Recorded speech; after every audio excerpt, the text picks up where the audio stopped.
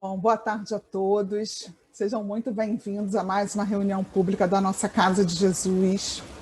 Que Jesus, mestre das nossas vidas, sol nessa nossa caminhada, que seja sempre de luz, possa nos permitir termos uma tarde de reflexões, de ensinamentos, mas acima de tudo de mudança de pensamento.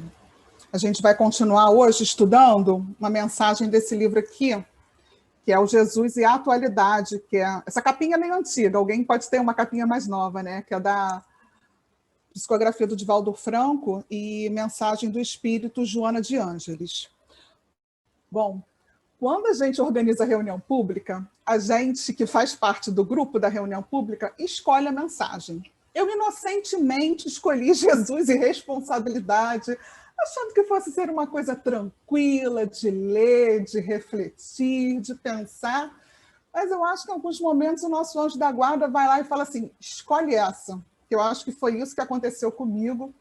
E eu espero que ser feliz aqui no estudo, que ele possa atender às nossas necessidades.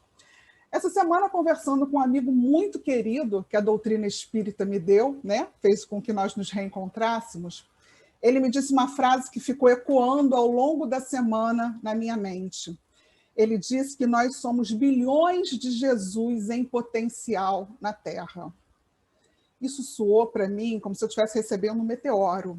Não que nós não soubéssemos que nós somos irmãos de Jesus, que nós somos a imagem e semelhança de Deus, mas ser essa potência que Jesus é na Terra trouxe uma responsabilidade para mim que talvez eu não imaginava que eu tivesse.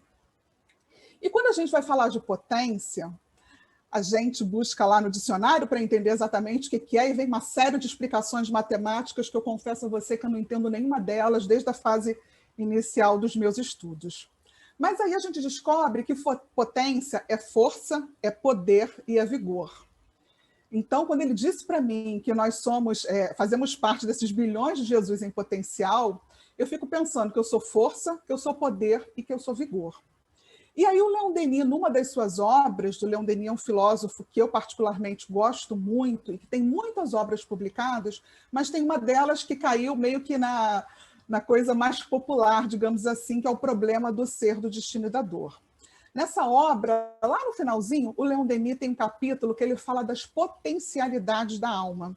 E ele diz para a gente que as potencialidades da alma são, dentre várias outras que ele coloca lá, amor, disciplina e reforma do caráter, vontade e pensamento. Então, as potencialidades da alma, que ele citou ali, são as potências que nós temos dentro de nós, né?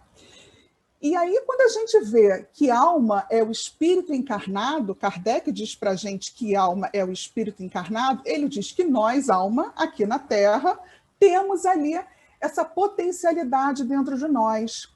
E aí a gente lembra de que nós temos a centelha divina, né? A centelha é aquele foguinho pequenininho que nós temos dentro de nós e que a gente precisa fazer acender, né? Precisa fazer, dar o tamanho que ele pode ter de acordo com a nossa vontade, que também é uma das potências. Bom, quando a gente fala de responsabilidade, a gente remete a tudo isso, né? Porque a gente tem a responsabilidade na vontade que nós temos a responsabilidade no nosso pensamento, nós temos responsabilidade na reforma do nosso caráter e a gente tem responsabilidade também no nosso amor.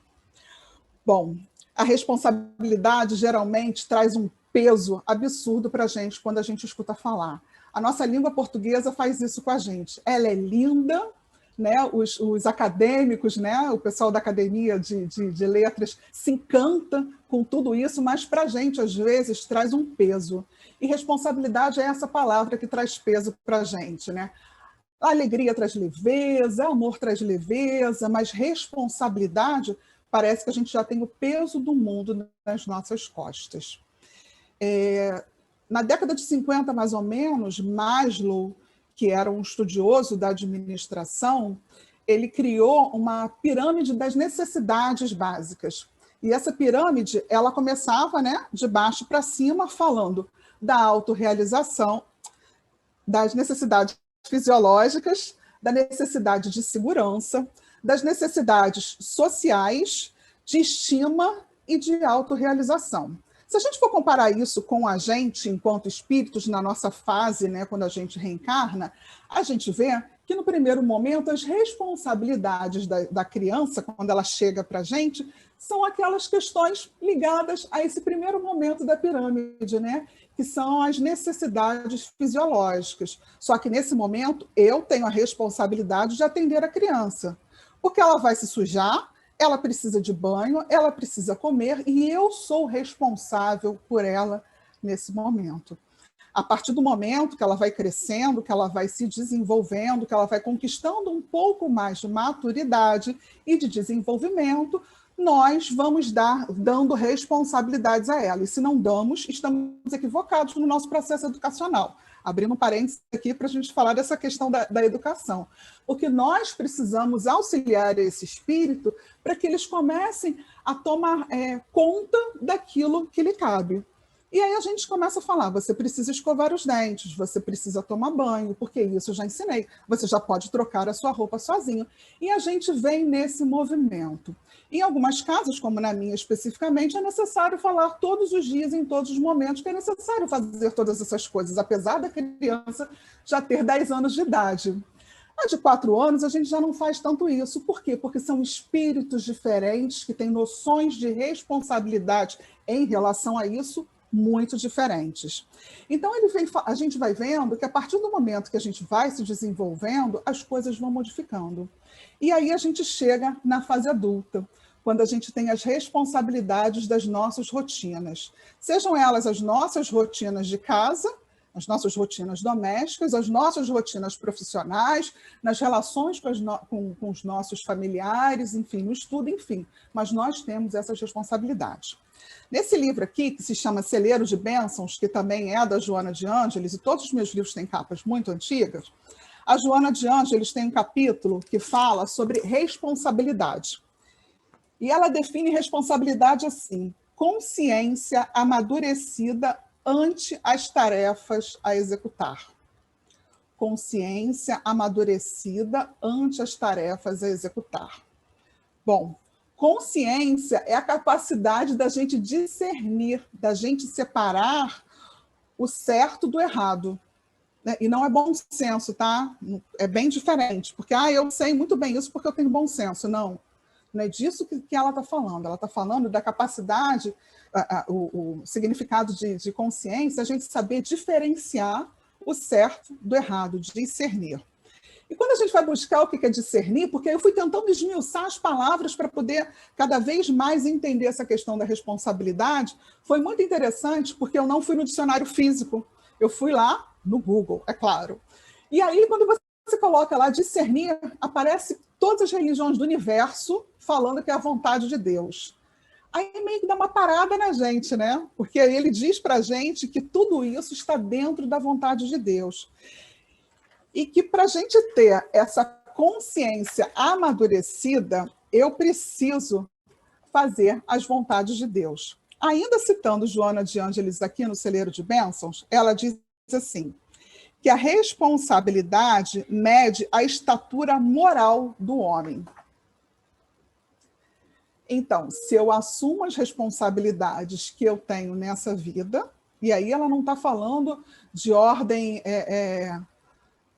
catalogando em ordem material, profissional, nada disso. Ela está falando, se eu assumo as responsabilidades, quando eu assumo as responsabilidades da minha vida, a partir do momento que eu consigo assumir, eu consigo medir a estatura moral do homem.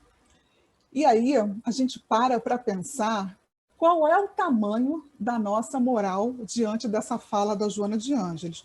Porque eu preciso pensar nesse momento o que eu tenho feito, de que maneira eu tenho feito e por que eu tenho feito. As coisas que acontecem na minha vida, qual é o grau de cuidado que eu tenho com elas, já que eu sou responsável por ela. Esse pensamento de o que eu faço, o que eu tenho, como faço e por que faço, ele está diretamente ligado a dizer quem eu sou. Qual é o nível espiritual que eu estou nessa existência. né? Talvez nesse momento a gente tenha vontade de desligar a conexão, sair da reunião pública e não conversar mais, mas é necessário seguir, é necessário pensar nessas reflexões. Porque quando nós não desenvolvemos esse senso de responsabilidade que ela traz para a gente nessas leituras, a gente desenvolve um sentimento de culpa, um sentimento de remorso, um sentimento de medo, e a gente pode desenvolver também a depressão, que são sentimentos que paralisam a gente. Aqui no Sendas Luminosas, que também é um outro livro aqui da Joana, tem um capítulo que ela fala da consciência de culpa. E ela traz alguns espíritos que conviveram com Jesus. E ela fala assim para a gente, que Jesus, eu vou dar uma atualizada aqui no texto, não vou ler como Joana, não, para facilitar para a gente, que Judas era amigo de Jesus, só que ele era muito ambicioso e por isso ele vendeu o amigo. Logo, ele fez consciência de culpa. Em fazendo consciência de culpa, não sabendo como enfrentar essa situação, não sabendo como conviver com aquilo que ele tinha feito, ele vai e busca o suicídio. Ou seja, ele paralisa aquele momento de progresso que ele poderia ter e ele vai e se suicida.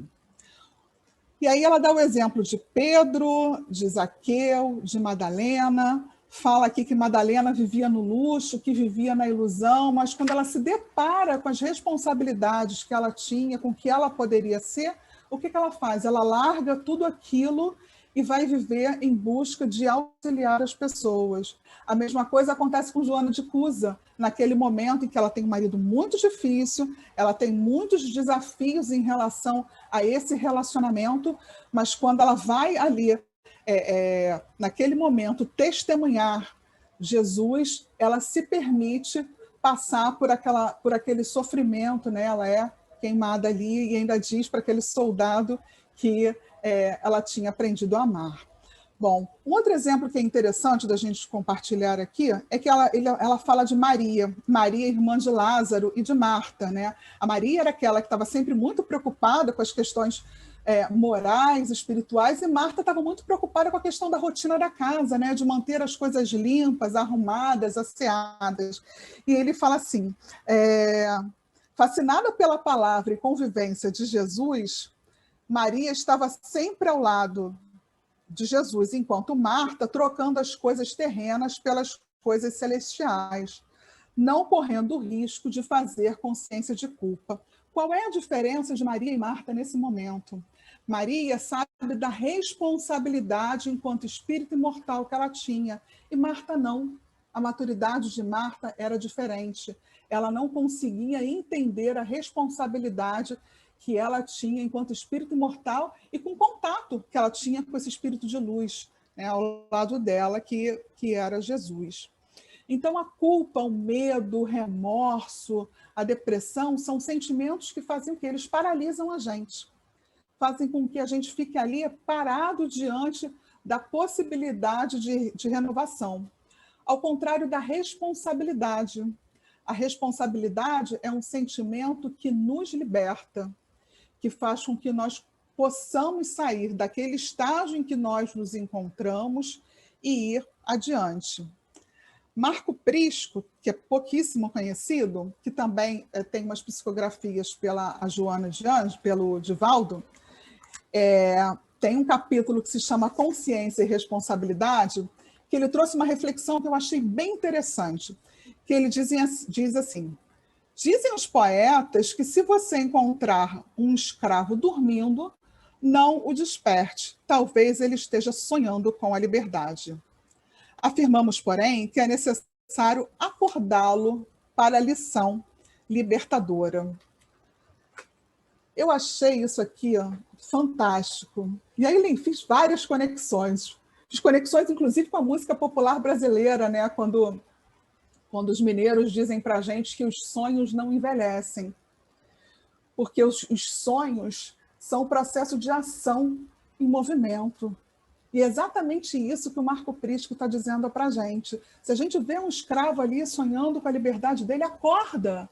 Acorda ele e fala para ele que esse processo só vai conseguir se dar se ele se colocar em movimento. E esse processo de libertação, ele me lembra também muito o educador Paulo Freire, que é muito querido, que ele fala que a educação era um processo de libertação. E era por isso que ele educava os grupos a partir das suas necessidades, muito semelhantes com o que Jesus fazia com as parábolas. Ele identificava que grupo era aquele e falava a linguagem dessas pessoas. Então, quando ele fala para a gente que a educação liberta a gente, é porque ela tira da gente toda a ignorância que nós temos.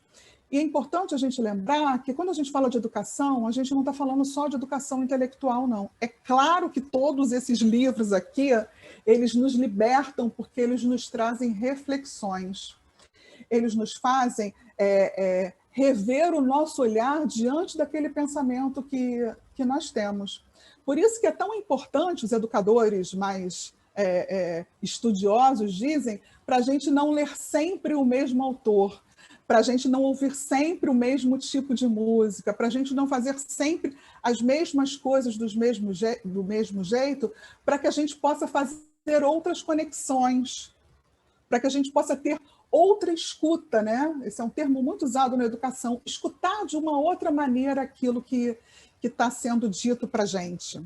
Então, quando ele fala que a educação é um processo de libertação, me remete também à Pestalozzi, que foi o educador de Kardec durante muito tempo.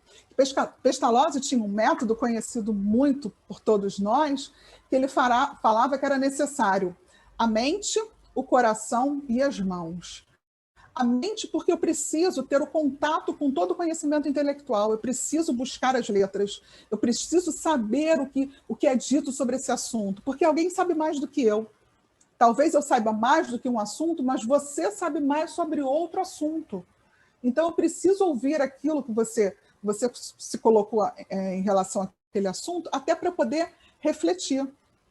Então, primeiro você precisa ter o conhecimento, passar pelo campo da emoção. Essa semana falávamos na reunião mediúnica, que não é mais tão mediúnica assim, né, no formato que a gente conhece, da questão da empatia. Que a empatia hoje virou moda, nós precisamos ser empáticos. Empatia é simplesmente um nome novo que colocaram para a gente, para nos dizer que nós precisamos nos colocar no lugar do outro. Ponto. Nada além disso.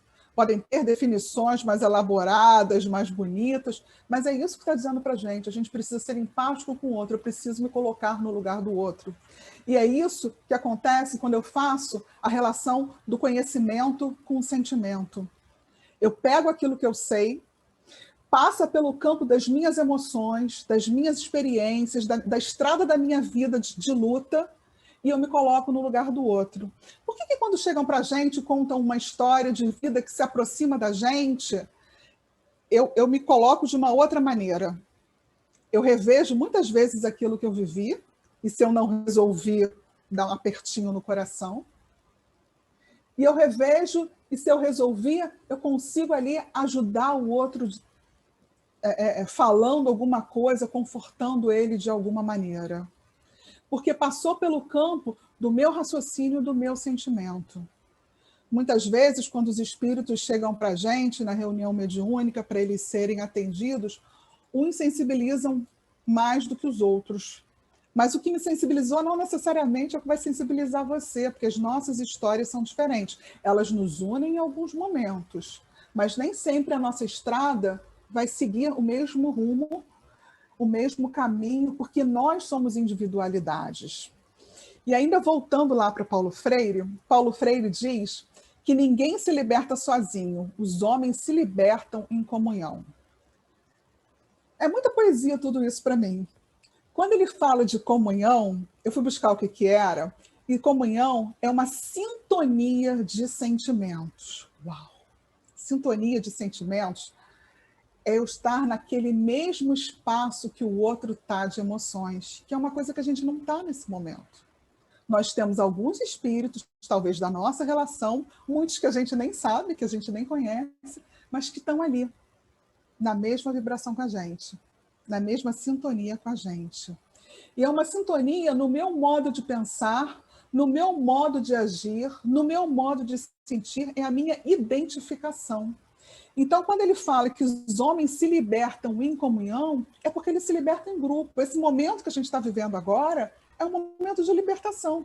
O conhecimento está chegando para a gente, para todos nós, 38, que estamos, 38 máquinas ligadas, né? Para todos nós. E nós estamos tendo a oportunidade de refletir sobre a responsabilidade. Então, nesse momento, há uma comunhão de pensamentos. Eu posso até estar tendo sentimentos diferenciados em função do que tá chegando para mim, do que eu estou ouvindo. Mas o pensamento em relação ao assunto, ele é o mesmo. E aí a Joana de Ângeles fala uma outra coisa que eu achei muito bacana, que ela diz que a humanidade sobrevive graças aos homens responsáveis. Isso remete muito à questão da infância que a gente falou lá atrás. Porque se ela sobrevive a partir dos homens responsáveis, é por isso que as crianças sobrevivem. Né? É por isso que as crianças conseguem seguir. E a gente sempre, quando olha uma criancinha, acontece isso muito na evangelização. Às vezes a mãezinha não tem muito cuidado, ou o responsável que traz para a gente, né, na casa de Jesus especificamente, que eu estou falando, que a gente trabalha ali com o pessoal do entorno, a gente fala assim, gente, como é que essa criança ainda está aí, gente? A gente não consegue ver esse cuidado físico que a criança precisa. Né? A gente, infelizmente, a gente ainda se pergunta por que ela está ali, não sabe de todo o histórico dela para ela estar ali. Mas que os homens sobrevivem, nós sobrevivemos graças a esses homens responsáveis que trabalham em prol daquilo que é belo, daquilo que é bom e daquilo que tem ideal. Aquilo que é belo é aquilo que produz para a gente admiração. Toda vez que a gente vê alguém fazendo alguma coisa bacana, o que a gente faz? A gente se admira daquilo que está sendo feito. Né? A gente vê a caridade em movimento. E a gente percebe que muitas vezes aquela ação que ele está tendo faz parte de um ideal de vida dele, faz parte de um projeto de vida dele, que às vezes, consciente ou não, é um ideal de vida, porque é a forma como ele se comunica. E daí a gente lembra, né, desses homens todos, a gente lembra de Gandhi. Gandhi, o Mahatma Gandhi, como era conhecido, ele lutou pela libertação da Índia. E a libertação dele foi um movimento de não violência. Porque a gente só se liberta se a gente tiver evolução moral. E a gente vê as pessoas que gritam, que esbravejam, que agridem verbalmente ou fisicamente, que elas não estão nesse nível. Porque quem grita é a criança. Quem bate a porta é o adolescente. Quem esbraveja é aquele que não tem razão para falar. Então, ele se vale ainda dos instintos primitivos dele para poder se relacionar com o outro. Então, a luta de Gandhi era da não violência. E daí a gente lembra de um outro personagem muito importante na história, que é o Martin Luther King, que é esse moço aqui. O Martin Luther King, nos textos dele, nos discursos dele, ele fez muitos discursos, ele sempre falava, I have a dream, eu tenho um sonho. E aí ele vem relacionando o sonho à história lá dele, da onde ele morava, daquele povo que ele se relacionava. Mas ele tinha um sonho. E o sonho é a vontade em movimento. E o sonho dele era a luta pela igualdade racial. Esse sonho começou lá atrás, muito lá atrás. E a gente ainda vê ele acontecendo. Porque nós ainda vivemos uma montanha-russa, né? Nós vamos lá, lutamos, aí nos cansamos. E a gente pega um fôlego e vai de novo e sobe. Se a gente for olhar para trás na nossa vida, das situações que nós vivemos, nós vamos perceber que toda vez que a responsabilidade batia na nossa porta, a gente ia o tanto que a gente achava que conseguia ir. Não necessário era o tanto que a gente podia. E às vezes a gente recuava. A gente segue a partir do momento em que a gente começa a olhar para dentro de nós mesmos e vermos quem nós somos identificando os nossos sentimentos, as nossas emoções, aquilo que eu sou enquanto espírito encarnado, para poder seguir em frente. E aí, todas essas ações que a gente está falando aqui, essas ações são literalmente ligadas às ações de libertação de Jesus. Jesus, em tudo aquilo que ele fazia, ele mostrava a responsabilidade que ele tinha com o outro. Desde o momento quando ele chegou aqui, na relação com a sua família, passando por todos os caminhos que ele trilhou. E aqui no Jesus e a Atualidade, né, no livro do nosso estudo, ele vem falando sobre a mulher adúltera. A mulher adúltera, ela tinha uma história que ela é pouco divulgada. Ela sofria violência por parte do marido. E de tanto sofrer de tanto passar por isso, de tanto se sentir rejeitada, de tanto se sentir de lado, ela, num momento da vida dela, ela vai e toma essa decisão de trair o marido dela.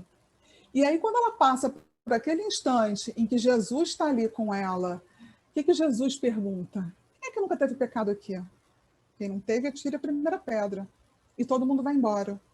E ele fala para ela, vá e tu tornes a pecar. Ele falou isso várias vezes para todos os espíritos que se equivocaram, que chegaram perto dele. Cada um ele falava de uma maneira. Mas o que ele falava para a gente? O que ele queria dizer? Vai, toma responsabilidade, cresce, assume as ações da sua vida e se liberta disso. Porque a responsabilidade é um processo de libertação. E a libertação permite que a gente consiga alçar voos mais altos. Permite que nós possamos ir além daquilo que nós imaginamos. Então, é importante que a gente tenha muito claro dentro de nós que a questão da responsabilidade está ligada muito ao autoconhecimento. A Joana de Ângeles fala uma série de questões aqui no livro, falando que essa fuga da responsabilidade, que muitas vezes nós fazemos, nós às vezes transferimos para o insucesso. Não deu certo, eu culpo alguém. Não deu certo, alguém é responsável.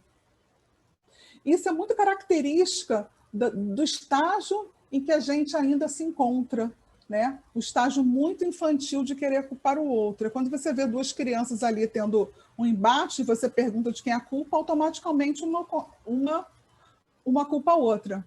A não ser aquele que tem um pouquinho mais de maturidade, né? Ou um pouquinho mais, já foi trabalhado um pouquinho mais essa questão de respeito ao outro, que ele vai e assume. Então, é importante a gente pensar nessa questão da responsabilidade como libertação. E aí a Joana finaliza no livro falando assim, ó: nesse momento, quando necessitas dele, reformula os teus conceitos sobre a vida e passa a atuar corretamente. Nesse momento da nossa existência em que nós estamos aqui, que escolhemos estar nessa reunião, ouvirmos sobre a palavra de Jesus, reformula os teus conceitos. Pensa naquilo que estão te dizendo agora. Vê o que vale. Separa aquilo que você já consegue dar conta. E vai e persiste nesse caminho. E ela fala, passa a atuar corretamente, dominado pela responsabilidade. A ninguém transfira a causa dos teus desaires, dos teus insucessos. O problema é seu. Se o problema é seu, dá conta dele. Se ele surgiu para você, é porque você tem condições e força suficientes de passar por isso. Vai ser fácil? Talvez não. Vai ser tranquilo? Talvez não. Mas vai ser possível? Vai ser possível. Mas aí eu passo pelo campo da vontade, né? Que o Leon Denis fala lá, que essa mola propulsora que faz com que a gente caminhe. E ela continua falando, dá-te conta deles e recomeça a ação transformadora. Então, tudo aquilo que a gente for falar ao longo desse período aqui do Jesus e a Atualidade vai passar por essa questão da ação transformadora. Agir transformando, se modificando, se melhorando, dando um passo à frente. E ela fala, mesmo que não o queiras, porque isso é mais comum do que a gente imagina, serás sempre responsável pelos efeitos dos teus atos. Eu sou responsável por aquilo que eu faço e também por aquilo que eu deixo de fazer. Lá em Kardec, né? Quando eu não faço bem, eu faço o mal. Eu perco a oportunidade. E tempo é patrimônio de Deus. Eu gosto sempre de repetir isso. Então, o tempo que nós temos aqui na Terra, ele é de Deus. É um patrimônio dele que ele nos concedeu para nós usarmos enquanto espíritos encarnados. Colherás conforme semeares. E isso a gente vê em todos os ensinamentos de Jesus, né? Tem a parábola lá clássica dos talentos, que vira e volta, alguém retorna com ela, com uma outra cara, com uma outra fala, falando exatamente disso. O que foram feitos dos teus talentos? O que foi feito do tempo que você tinha? O que foi feito daqueles espíritos que eu dei a você a responsabilidade de cuidar?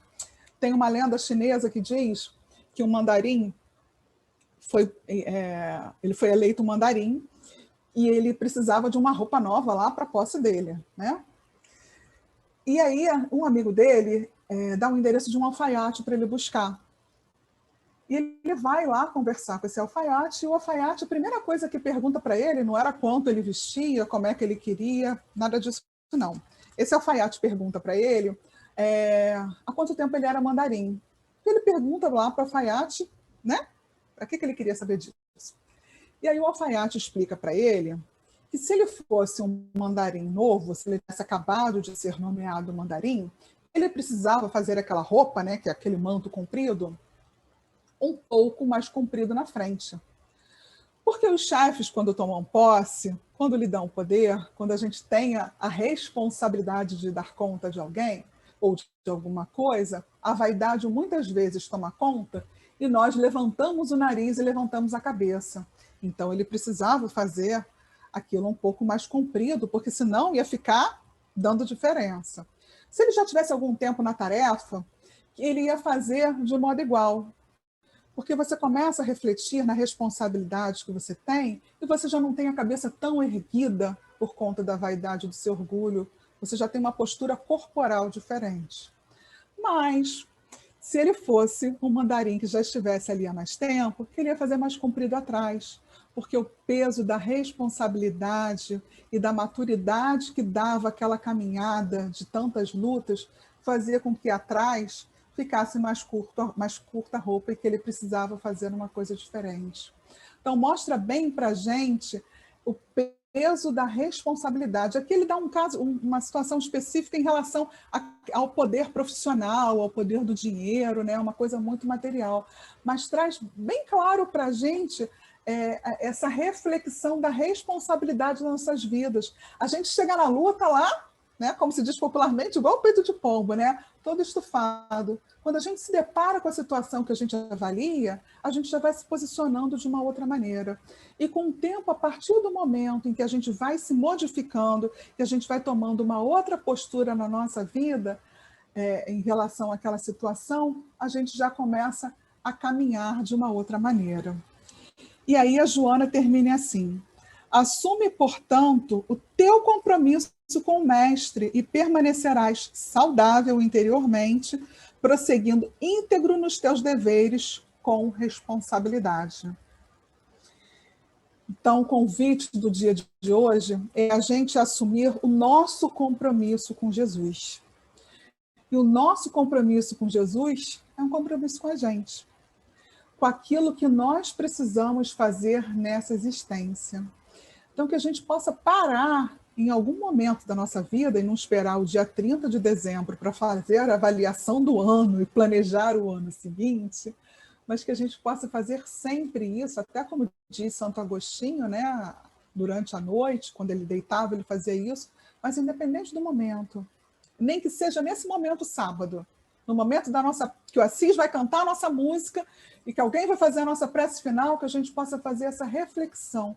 Qual é o meu compromisso nessa existência? Qual é a minha responsabilidade com o outro? Porque quando eu assumo a minha responsabilidade, eu me levanto. E quando eu me levanto, eu dou a oportunidade para aqueles que estão comigo se levantarem também. E aqueles que estão comigo, eles podem estar no plano material, espiritual, encarnado ou desencarnado, porque eu sou referência. Eu estou ali como referência. Para a criança, eu tenho a responsabilidade de me colocar de maneira certa, porque eu estou ensinando.